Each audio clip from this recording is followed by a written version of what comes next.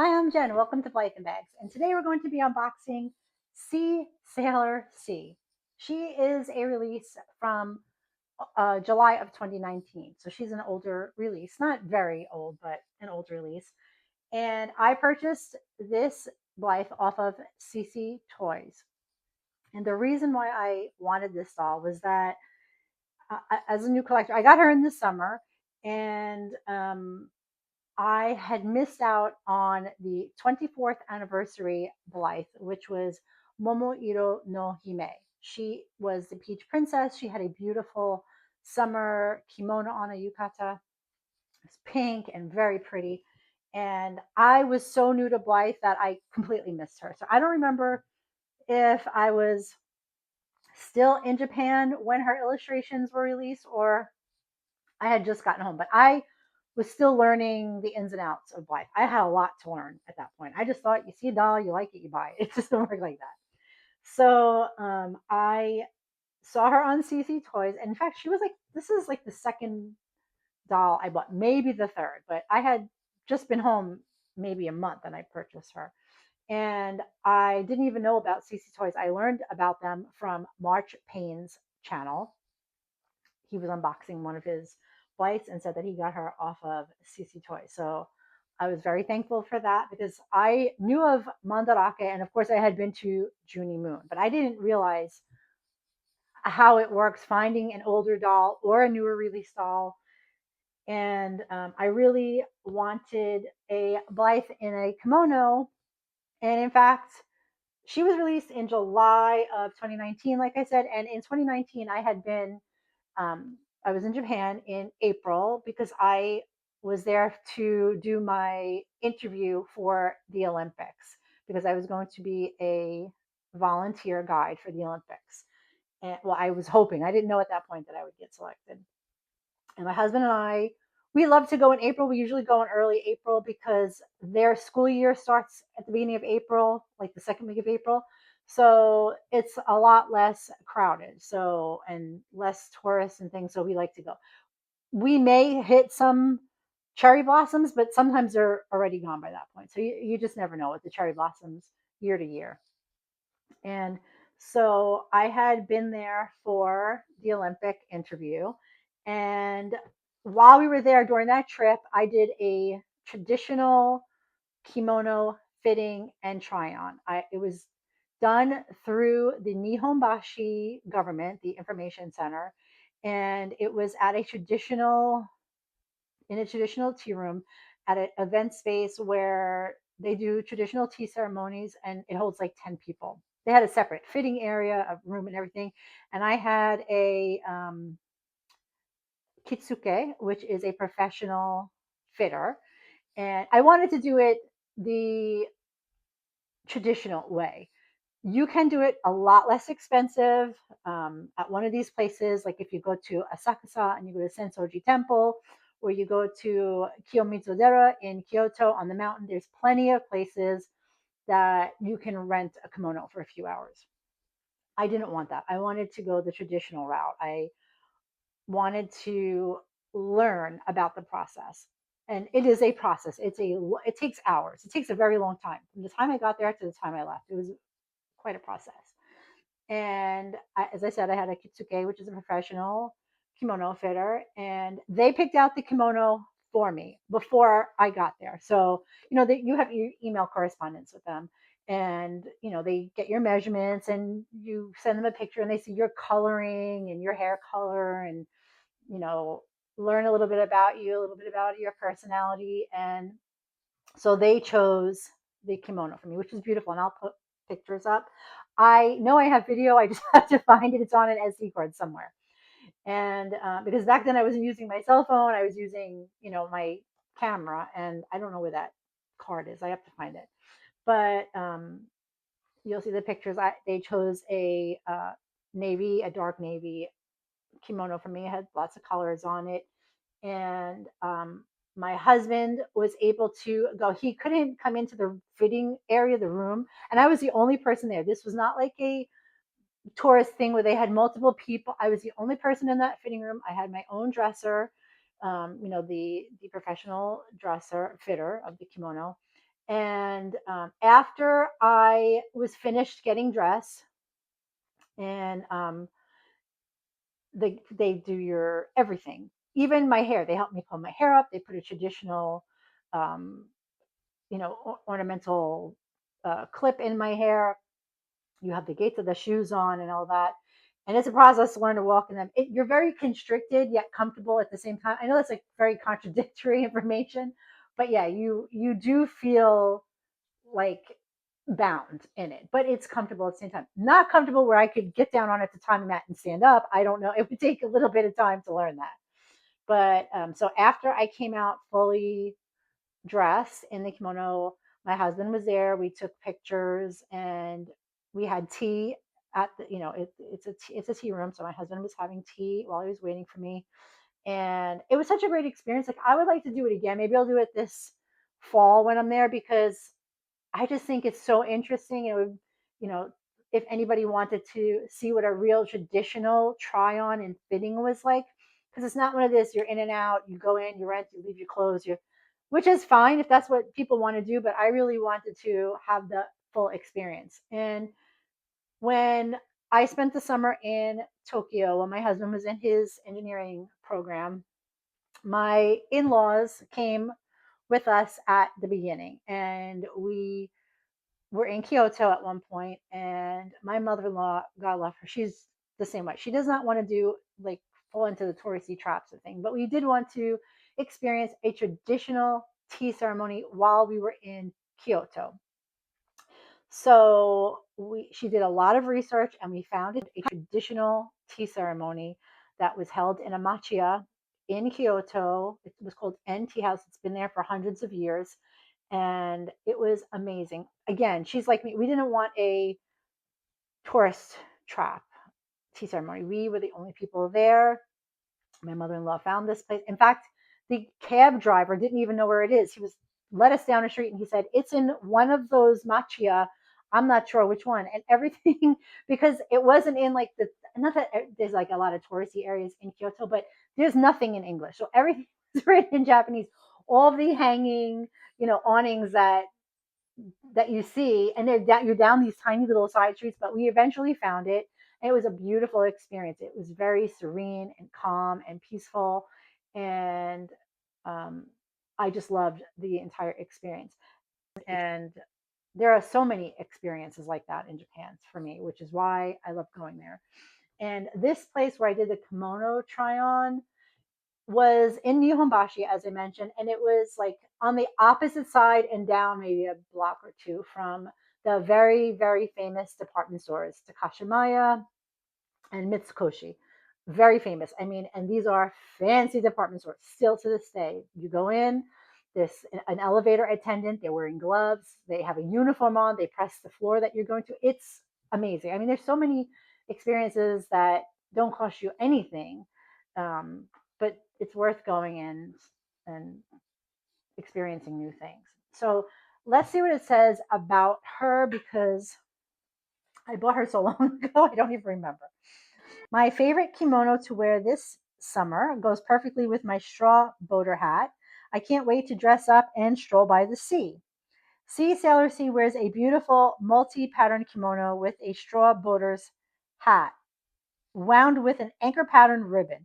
The tricolored kimono is decorated with marine life and boats as well as waves, checkers, and stripes. Her sun yellow obi belt is tied in the traditional Miyako Musubi style, secured with an anchor obijime at the front. And she has Radiance Renew as her face type. Her face color is fair, which I don't think she's fair. She has a lot of blush on, so I don't think you can't tell if she's fair.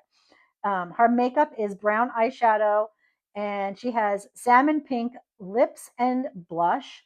Her eye color is light blue front facing, which is a special color, and that's what you see in the box here, and they're absolutely beautiful. Blue right facing, green front facing, and pink left facing. Okay, so she has one special color. Her eyelids are default, which means when you pull the pull cord to change the eye mechanism, the eye color, her lids are just the color of her complexion. There's no eyeshadow on the lids. Sometimes the lids have it on it, but This one does not. Only mostly special dolls have that, like special edition or collaboration. So her eyeshadow is above her eye. And her eyelashes are the default black, and her hair color is light brown and a dark brown mix. She does not have earrings or a manicure. And her set includes the doll, the kimono, the obi, the snap obi, her hat, sandals, shorts, which is underpants, and her stand. She was released July 26, 2019, and at that time her price was 17,900 yen. So I think I paid just under three for her this summer. I think she was, if I'm correct, she was either 278 or 298. I can't remember, but she was under three, which was a good price, considering I couldn't find the anniversary doll. Now I know once you start becoming a collector, you learn the ins and outs. And now I'm on doll 34. So I think by now, in less than a year. So from, it's still less than a year. It's not June. So, in 10 months, I've bought 34 Blythes. And I love every single one of them. And I do not buy them to resell them. I buy them to enjoy them. So let's go ahead and see what she looks like when we get her out of the box. Okay, well, here she is in her box. You can see her eyes. They're beautiful, beautiful light blue eyes. And she has the whole nautical theme on here. You can see her hat and her kimono there. So let's go ahead and see what she looks like when we get her out.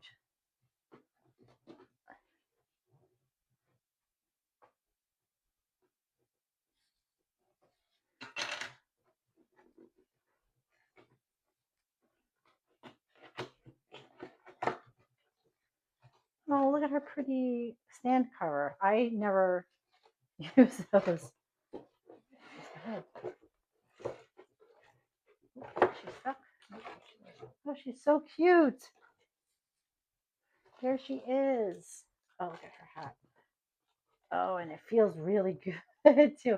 I love their clothes. Oh, and her bag. I think that's called a Furoshiki bag. I'm not sure. I have to look that up. But it's so cute. Okay, so let's go ahead and tackle this. Okay, so I think we've got everything out. I know this part is out. Got a better stand there.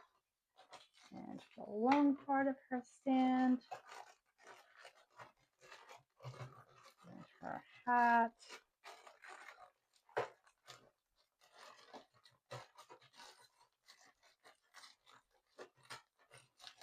Good lord. This hat just does not want to come out. Her hat. Oh, it's so cute. It's just so, they just make everything so well. Everything, the quality is excellent. These just came right out. Her little sandals. So cute. And let's get her. I have to look this up, but I'm pretty sure this is called a furoshiki bag. Oh god, it's so cute.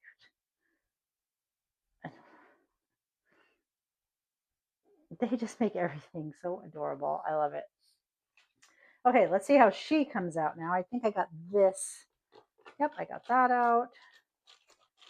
And let's see if her feet come out of this thing. Yep, nice and easy. So she should come right out. Ah, nice.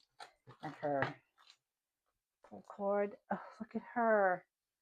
She is adorable, those eyes. Okay, so I'm going to take her plastic off so that we can change her eyes. Okay, well, here she is. And her hair feels great. It's like nice and soft, but like not a lot of product in there. Sometimes they put so much product. Okay, so here she is with her beautiful blue front facing the light blue. And then, oh, there's the side facing. Those are great also. And then the front facing green. And I think this was going to be pink. Yep, left facing pink, which those look really nice on her. I actually like those, but these are definitely the best. Okay, so let me go ahead and, does she even have plastic on her? I don't know if she does, but let me go ahead and see if she has any plastic that needs to come off. And then we'll get her in her stand and get her dressed. Okay, so before I put her on the stand, I just wanted to show a little bit up close her obi. I mean, and look at the back. It's just really, really well made. It just, and it feels like it's well made. Like their clothes always, for the Bites, always feel like, you know, they're expensive. Which okay, well, here she is in full her yukata and her geita sandals and her hat. Oh, so adorable. And her little bag with the waves on it. So cute. And she's just really adorable. And the quality of the garments of these dolls are just, I mean, they're amazing. The colors, the patterns, they just do such a great job. And now I'm going to go ahead and get my bag. And she definitely needed a Japanese bag. So she's getting a very special bag today. Okay, well, so I said she needed a special bag. And this is definitely one of my special bags. This is part of the 2017 Louis Vuitton by Kansai Yamamoto collection. And this is another Kabuki bag. If you remember my Speedy, it has the same pattern as this Speedy. And it's just a really light, nice bag. And the back is epi leather. There's epi on this chain. This chain is so heavy. Um, but the crossbody is in like the perfect location. I haven't used this bag yet because, like I said, there is issues with the paint on some of these bags chipping. So I would be really worried about carrying it through any kind of inclement weather. I wouldn't do it. But it's very, it's in very good condition. Oh, the dust bag is in there. And I'll show you up close. So there's places for your cards here. You can definitely fit your phone here. Then there's a zipper part in the front, which I forgot about because, like I said, I haven't used it. And I really like that. I would love to use this bag, especially when I, travel and stuff, but it's so heavy. Like this chain, I don't even know if you can, it's very heavy. Like I don't see myself carrying anything this heavy on a trip. Actually, I'm going to leave that out because I'm going to show you the bag up close. Okay, so here we are up close. You can see it has the Kabuki mask there, and here we have the twist, and then you open it, and we have epi here. The inside is in beautiful condition. There's a card slot there. The zipper, it's very hard to show you, but it's in beautiful, beautiful shape. And it has the epi on the back. And here is the chain, and it has the epi up top. It's a beautiful bag, and it's in lovely condition. I just haven't carried it because it's so heavy. It's just very, very heavy. Okay, so here's the doll and the bag. I hope you enjoyed watching today. I'm going to style her on one of my shelves. The shelves on the other side of the camera are not able to be used because I have boxes and birthday gifts and Blythe, and there's too many things over there. So the dolls that are on those shelves are staying for now. I have Doronjo and Longing for Love and Float Away Dream. They're on that side of the wall. They're not moving. So I'll have to move some things around here. And I hope you enjoyed watching today, and we will see you the next time.